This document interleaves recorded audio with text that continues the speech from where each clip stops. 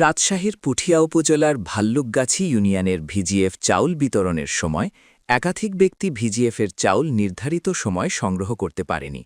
এমন খবর শোনা মাত্রই রাজশাহী ৫ পুঠিয়া দুর্গাপুরের সংসদ সদস্য অধ্যাপক নজরুল ইসলাম মণ্ডল নিলেন ব্যতিক্রমী এক উদ্যোগ। রাজশাহী থেকে স্টাফ রিপোর্টার শিহাব আলম সম্রাটের তথ্যচিত্রে দেখুন বিস্তারিত। ভাল্লুকগাছি ইউনিয়ন সূত্রে জানা যায়, এবছরে ভিজিএফের চাউলের তালিকা তৈরি করে ৮৫৭ পরিবারের নামে। এদের মধ্যেই বেশ কিছু ব্যক্তি চাউল নিতে আসেনি।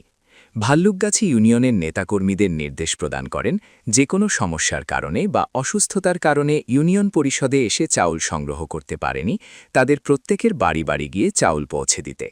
পুঠিয়া উপজেলা বিএনপির সাবেক সিনিয়র সহসভাপতি একরামুল হক নির্দেশনা অনুযায়ী তালিকা দেখে প্রতিজনের বাড়ি বাড়ি গিয়ে চাউল পৌঁছে দেন।